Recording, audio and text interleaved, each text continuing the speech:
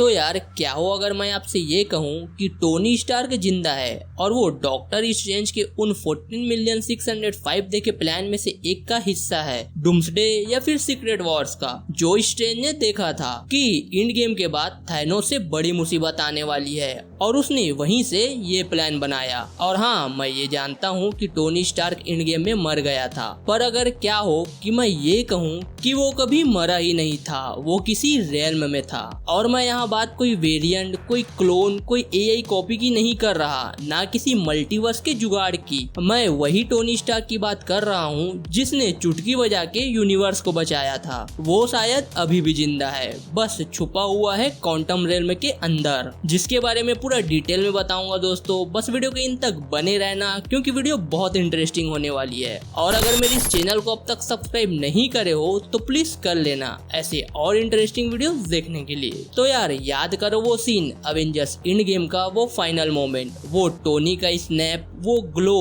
वो पेन और उसका आई एम आयरन मैन बोलना, वो सबने देखा था, वो सबने महसूस किया था। पर क्या ये हो सकता है हमने वो सीन गलत समझा हो या फिर हमें वो उस तरह से नहीं दिखाया गया जैसा वो रियल में था? कैसे, चलो बताता हूँ। तो देखो ध्यान से, स्नैप के बाद टोनी तुरंत नहीं मरता, वो कॉन्शियस रहता है, पीटर को पहचानता है, पेपर की आवाज सुनता है, मतलब उसका ब्रेन एक्टिविटी अभी भी कर रहा था। वो मर रहा था पर अभी मरा नहीं था और यहीं से थ्योरी क्रेजी होने लगती है। और क्या हो, टोनी का आर्मर नॉर्मल मेटल ना हो, वो वाइब्रेनियम इन्फ्यूज नैनोटेक हो, वकांडा के अलायंस के बाद का अपग्रेड वर्जन। याद है कैसे टोनी का सूट बैटल के बीच में एडॉप्ट कर रहा था, थानोस की पावर स्टोन ब्लास्ट को एब्जॉर्ब कर गया था। तो जब टोनी ने स्नैप किया, उस एडेप्टिव टेक ने उसके ऑर्गन्स के आसपास एक कंटेनमेंट सेल बना दिया होगा ताकि वो जिंदा रहे जब तक वो स्टेबलाइज ना हो जाए। पर बात सिर्फ इतनी नहीं है, उसने जो एनर्जी रिलीज की थी वो नॉर्मल रेडिएशन नहीं थी, वो कॉस्मिक गामा रेडिएशन और इन्फिनिटी पावर का मिक्स था। और इन दोनों चीजों को सबसे ज्यादा कौन समझता है?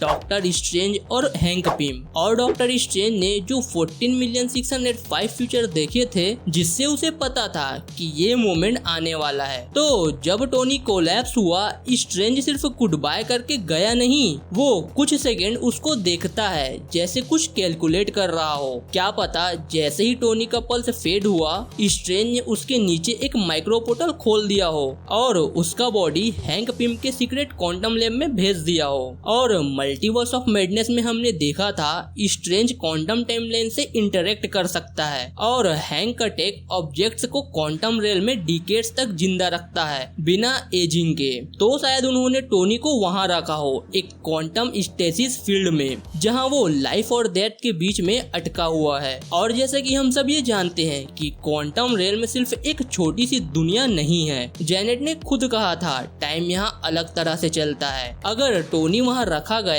तो हमारे कुछ साल मतलब उसके लिए कुछ मिनट हो सकते हैं और उसके पास इतना टाइम होगा कि उसका नैनोटेक रिपेयर हो सके, इवॉल्व हो सके और वो एज भी ना करे। तो सोचो, क्वांटम रेल में टोनी का कॉन्शियसनेस धीरे धीरे वापस आता है, उसका आर्मर खुद से रिपेयर शुरू करता है, क्वांटम एनर्जी के पैटर्न में एडजस्ट होता है और उसका शरीर एटम बाय एटम फिर से हील होने लगता है। और इधर अर्थ पे पेपर टोनी का फ्यूनरल करती है। एवेंजर समझते हैं वो चला गया क्योंकि स्ट्रेंज और हैंक ने यही प्लान किया था कि सब यही सोचे करके।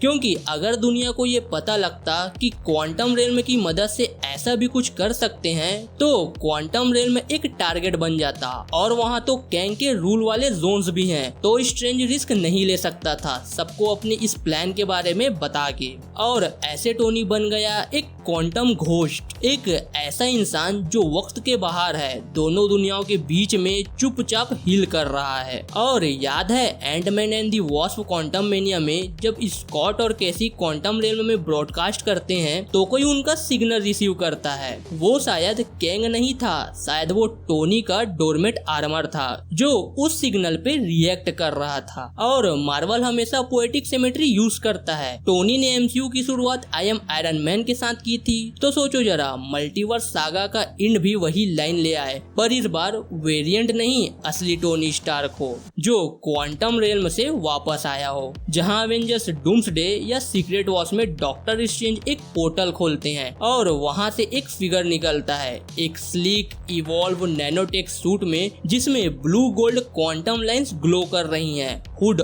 ऑन होता है और टोनी कहता है, डिड यू मिस मी? बस इसी तरह आयरन मैन वापस आएगा, बिना एंड गेम का इमोशन तोड़े, जहां उसका सेक्रीफाइस अब भी मैटर करता है, पर कहानी खत्म नहीं होती। तो टोनी स्टार्क सिर्फ एक इंसान नहीं, एक आइडिया है, वो जीनियस जो हमेशा मौत को हरा देता था, हर लिमिट क्रॉस करता था। तो ये बिल्कुल फिट बैठता है कि जिसने टाइम ट्रेवल सॉल्व किया वो अपनी खुद की मौत से भी बचने का तरीका ढूंढ लिया। अगर मार्वल कभी उसे वापस लाना चाहे तो यही एक तरीका है जो स्टोरी का रेस्पेक्ट भी रखे, साइंस के अंदर भी फिट हो और उसके सेक्रीफाइस को भी ऑनर करे। तो शायद टोनी स्टार्क अभी भी वहाँ है, क्वांटम रेल्म के शैडो में, कुछ नया बना रहा है और बस सही वक्त का इंतजार कर रहा है वापस आने के लिए। तो यार अब आप बताओ, आपका क्या मानना है मेरी इस थ्योरी के बारे में? क्या आयरन मैन को सही में डॉक्टर स्ट्रेंज और हैंक पिम ने क्वांटम रेल्म में छुपा के रखा है डॉक्टर डूम के लिए? अपने थॉट्स मुझे कमेंट में जरूर से बताना।